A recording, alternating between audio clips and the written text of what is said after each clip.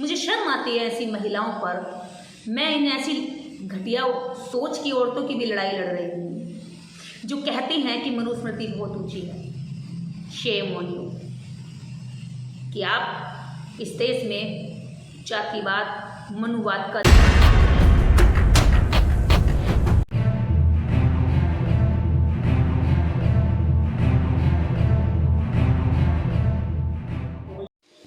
जय भीम। मैं निर्देश सिंह। आज एक खास विषय पर हम चर्चा करेंगे। एक महिला है जो कह रही है कि मनुस्मृति का विरोध करने वाले ये बताएं कि मनुस्मृति और संविधान में क्या अंतर है। कान इधर से पकड़ो चाहे इधर से पकड़ो, बात तो एक ही है। आप उसको सुनिएगा, फिर मुझे बताना कि किस तरह से इनको जवाब दिया जाए।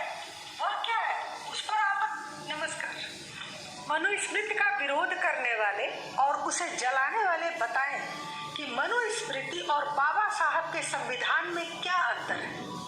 मनुस्मृति की वर्ण व्यवस्था यानी ब्राह्मण, क्षत्रिय, वैश्य और शूद्र पर इन्हें आपत्ति है, लेकिन संविधान में नौकरी के लिए जो group A, B, C, D का बंटवारा है वह क्या है, उस पर आपत्ति क्यों नहीं है। ग्रुप A में सर्वोच्च वर्ग IAS, IPS, IFS जैसे सिविल सेवा की नौकरियां और ग्रुप D में वेल्डर, फिटर, सफाई कर्मचारी आदि 4th क्लास की नौकरियां। तो क्या अंतर है संविधान और मनुस्मृति में? बस थोड़ा नाक घुमा कर पकड़ ली गई है। तो सुना आपने, ये कह रही है कि जिस तरह से मनु व्यवस्था में ब्राह्मण, क्षत्रिय, वैश्य, शूद्र होता है, इसी तरह से संविधान में 1 class officer, 2nd class officer और 3rd क्लास और 4th क्लास कर्मचारी होते हैं। तो मेरी प्रिय बहन, आप जरा ध्यान से सुनो। संविधान में यदि आप IFS या IS या IPS बनते हैं तो आपको योग्यता साबित करनी पड़ेगी, तब आप बनेंगे। और पैदा होते ही कोई नहीं बता सकता कि यह IS बनेगा। लेकिन मनुस्मृति के आधार पर पुजारी पंडित के घर जन्मा बच्चा पैदा होते ही ब्राह्मण बन जाता है। शूद्र के घर पैदा हुआ बच्चा जन्म लेते ही शूद्र बन जाता है। क्या संविधान के अनुसार किसी IS के घर जन्म लेने वाला बच्चा पैदा होते ही IS बन जाता है क्या किसी 4th क्लास कर्मचारी के घर पैदा हुआ बच्चा 4th क्लास कर्मचारी बन जाता है क्या? आज तक भी मनुस्मृति ने किसी शूद्र को ब्राह्मण बनने का हक नहीं दिया, लेकिन संविधान ने एक 4th क्लास कर्मचारी को, उसके बेटे को, अगर वो 4th क्लास कर्मचारी है तो उसके बेटे को IS बनने तक का अधिकार दिया है। आपने भी कितने आज तक फॉर्मूले ऐसे देखे होंगे, उदाहरण देखे होंगे। चप्पल सिलने वाले का बेटा बना IS, सफाई कर्मी की बेटी बनी क्या कहते हैं, टोपर। ये किसने दिया? ये संविधान ने दिया। मनुस्मृति क्या कहती है? मनुस्मृति तो ये कहती है कि शूद्र शूद्र ही रहेगा, चाहे उसकी कितनी भी योग्यता हो, वो कभी ब्राह्मण नहीं बन सकता। और ब्राह्मण कितना भी कुलक्षण करने वाला हो, कितना भी चंडाल हो, कितना भी नालायक हो, कितना भी नाली में गिरा हो, चरित्र से गिरा हो, वो फिर भी पूजनीय है, वो फिर भी ब्राह्मण है। तो बहन, थोड़ा तो दिमाग लगाओ। या बिल्कुल ही तुम भी क्या कहते हैं, चली हो अंधा समर्थन करने के लिए मनुस्मृति में। और सुनो, स्त्रियों के लिए तो उसमें बहुत ही घटिया बातें कही गई हैं। क्या तुम्हारा जातिवाद का अहंकार इतना ऊंचा हो गया कि तुम अपने ऊपर पड़ने वाली लात भी नहीं देख पाती हो? खुद को किया हुआ जो तुम मनुस्मृति में बोल रही हो, मनुस्मृति के द्वारा महिलाओं को चंडाल, राक्षसी, न जाने किन किन शब्दों से पुकारा गया है, वो आज भी सुपर्णखा के नाम से नाक काटने की बात करते हैं। इन जितने धर्म ग्रंथों की तुम वकालत करती हो, तुम आज वकालत करने लायक भी बनी हो, तो इसकी भी बदौलत संविधान की है। अगर तुम आज 10-10, 20 हज़ार के मोबाइल पर खड़ी होकर, चौकटे पर मेकअप लगाकर भाषण दे रही हो और सीना ताने चल रही हो, तो ये भी संविधान की बदौलत है, धर्म की नहीं। अगर धर्म की बदौलत होती तो बताना 1947 से पहले कितनी महिलाएं IS बनी थी? 1947 से पहले कितनी महिलाओं ने प्लेन चलाए थे? 1947 से पहले कितनी महिलाओं ने इस देश की प्रशासनिक कुर्सियों पर सिग्नेचर हस्ताक्षर किए थे? 1947 से पहले कितनी महिलाएं प्रधानमंत्री बनी, लेकिन भारत की आज़ादी के तुरंत बाद इस भारत को अगर महिला प्रधानमंत्री दी तो इसके पीछे भी संविधान की ताकत थी। बहन, तुम कैसी अंधी होकर के विरोध करने चली हो संविधान का? क्या तुम्हें इतना भी नहीं दिखाई दे रहा कि मनुस्मृति कहती है ढोल गंवार पशु शूद्र नारी सकल ताड़ना के अधिकारी? क्या तुम ताड़ना तड़पाने की अधिकारी हो? लेकिन संविधान कहता है कि नारी तड़पाने की ताड़ने की अधिकारी नहीं है, नारी को बराबर सम्मान दो, बराबर अधिकार दो। तो बहन, मनुस्मृति को बचाने के लिए तुम संविधान को आरोपित करने निकली हो? थोड़ी तो शर्म करो। तुम अपने बच्चों को क्या मुंह दिखाओगी? तुम्हारे बच्चे जब तुम्हें देखेंगे, वो संविधान की वजह से देश दुनिया विदेश तक में तुम्हारी बेटियां पढ़ रही हैं और तुम ढोल पीट रही हो मनुस्मृति का। तुम जानती हो कि स्त्रियों के लिए मनुस्मृति में, धर्म ग्रंथों में कहा गया कि स्त्री यानी कि बच्चियों की 9 से 12 वर्ष की शादी कर देनी चाहिए। जब उनको पहला रजस्वला यानी महामारी हो, महामारी से पहले ही उनकी शादी कर देनी चाहिए, ताकि पिता पर पुत्री के शील भंग का आरोप ना लगे, पाप ना लगे। और तुम कहती हो कि संविधान में और मनुस्मृति में क्या अंतर है? तो अब सोचो, संविधान कहता है कि 18 वर्ष की बच्ची के कम उम्र से शादी करने पर बाल विवाह निरोधक कानून लागू होता है, जेल हो सकती है। सोचो, आज जिस उम्र में लड़कियां बेटियां शादी कर रही हैं, 25 से 30 वर्ष की उम्र में लड़कियां शादी कर रही हैं और वो कह देती है मेरी मर्जी है, आप मुझ पर जोर मत डालिए, मैं शादी अपनी मर्जी से करूंगी, पसंद के लड़के से करूंगी। इस तरह की जो बातें बोल पाती हैं, ये मनुस्मृति के समय पे नहीं बोल पाती हैं। कहते हैं ना आजकल की लड़कियां तो अपनी मर्जी से जीती हैं। तो आजकल की लड़कियां मतलब संविधान के दौर की लड़कियां। जब मनु विधान था तो लड़कियों की शादी के लिए पिता को 12 वर्ष से पहले अपने घर से विदा कर देना उनकी मजबूरी बनती थी।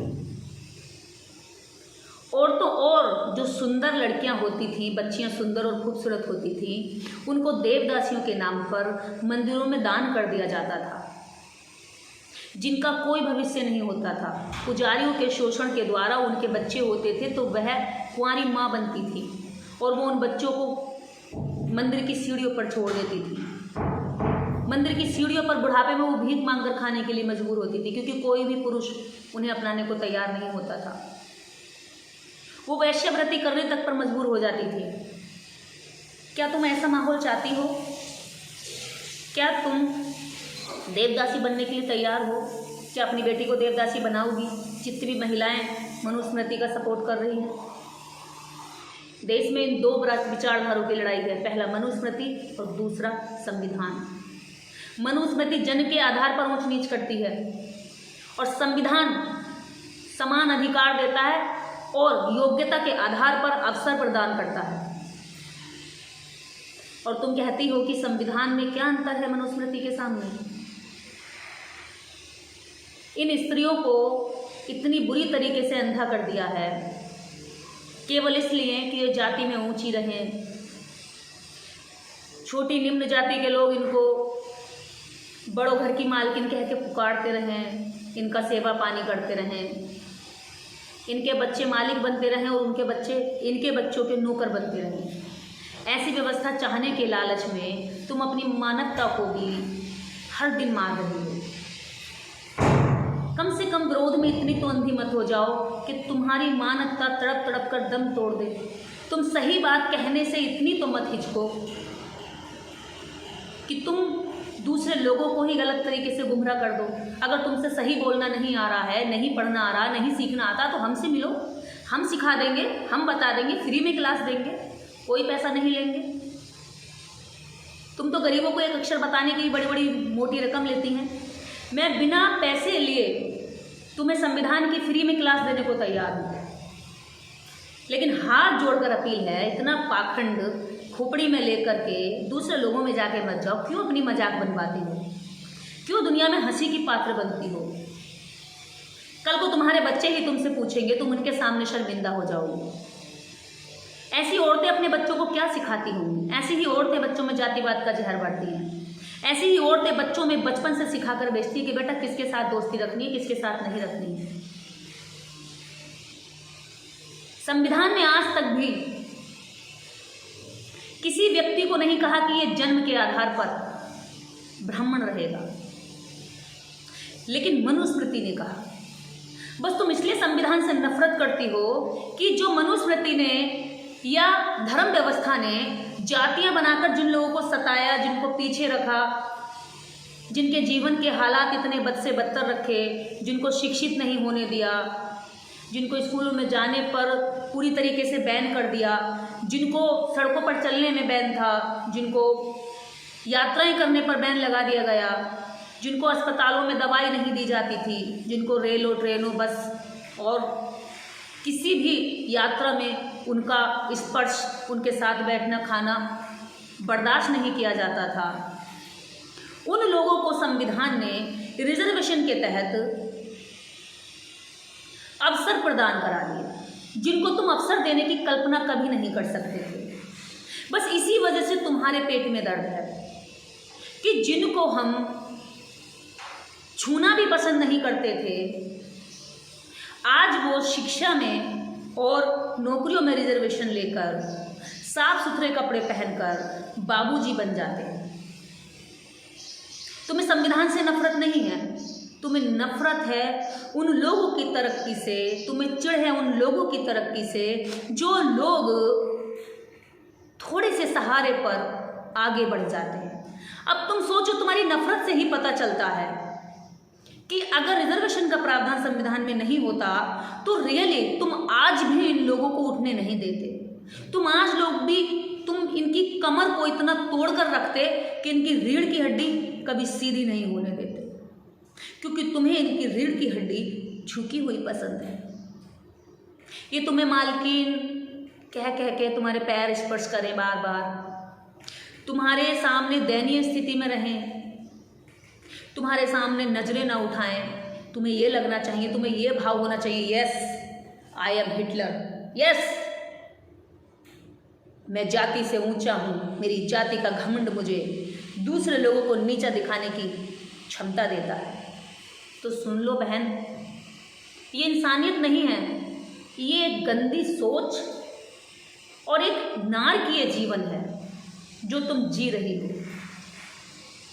जिन लोगों से नफरत करती हो केवल इस वजह से कि तुम्हारी जाति का घमंड 7वें आसमान से उतर कर अब बराबरी पे आने लगा है, तो ये तो अब होगा बहन। ये लोग तो नीचे गड्ढे में नहीं जाएंगे क्योंकि संविधान की ताकत को पहचान गए हैं, लोकतंत्र की क्षमता को जान गए हैं, लेकिन तुम्हें 7वें आसमान के घमंड से नीचे जरूर आना पड़ेगा, कितना भी जोर लगा लो। एक संविधान है जो पूरी ताकत लगाने के बाद भी तुम्हारे सामने पहाड़ की तरह चट्टान बन के खड़ा है। एक तुम्हारी घटिया मनुस्मृति की सोच है जिसको लोग भरे चौराहे पर जला रहे हैं। सवाल तो उठेंगे ही, लोग पढ़ेंगे तो सवाल उठेंगे ही। जब तक लोग नहीं पढ़ते थे, नहीं जानते थे, तुमने उन्हें शिक्षा से वंचित रखा, तब तक सवाल नहीं उठे, तब तक तुम हीरो बनते रहे अपने लिखे पर। आज जब तुम्हारे लिखे को लोग बोलने लगे तो तुम्हें घिन आती है। क्यों? जिस पर तुम घमंड करते हो उसकी व्याख्या करने में इतने क्यों शर्माते हो? जिस पर तुम्हें गर्व है उसके उठे सवालों पर जवाब क्यों नहीं दे पाते हो? मुझे शर्म आती है ऐसी महिलाओं पर। मैं इन ऐसी घटिया सोच की औरतों की भी लड़ाई लड़ रही हूँ जो कहती हैं कि मनुस्मृति बहुत ऊंची है। शेम ऑन यू कि आप इस देश में जातिवाद, मनुवाद का जहर घोल रही है। ऐसी औरतों के हाथ में पलने वाले बच्चे देश के लिए बेहद घातक सिद्ध होंगे, क्योंकि यह महिलाएं अपने बच्चों को मानवता नहीं सिखाती, यह महिलाएं अपने देश के प्रति राष्ट्रीयता नहीं सिखाती, यह महिलाएं अपनी मातृभूमि के प्रति समर्पण नहीं सिखाती। ये सिखाती हैं तो सिर्फ इतना कि संविधान गलत है, अछूतों ने तुम्हारा हिस्सा संविधान की वजह से छीन लिया।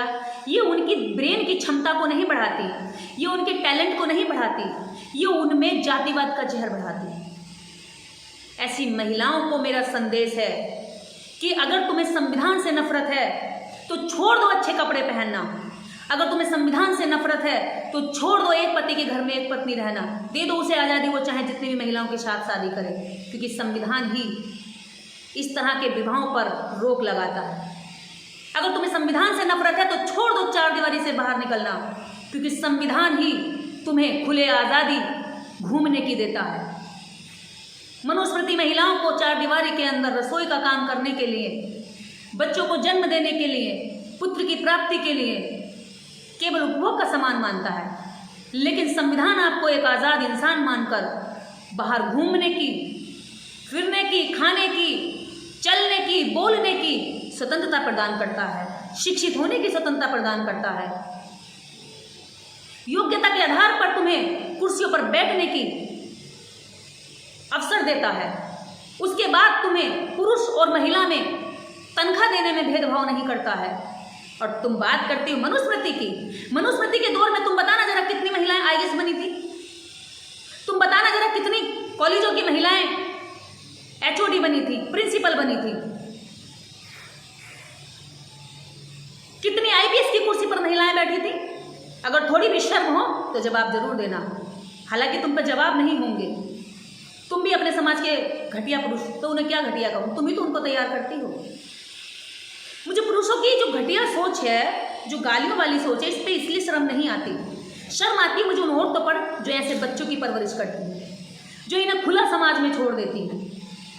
ऐसी महिलाएं खुद को तो सुरक्षित समझती हैं, बहुत बढ़िया चरित्रवान औरत समझती हैं, लेकिन अपने ही कुपूतों को तैयार कर देती हैं दूसरों की बहन बेटियों की इज्जत आबरू को बर्बाद करने के लिए।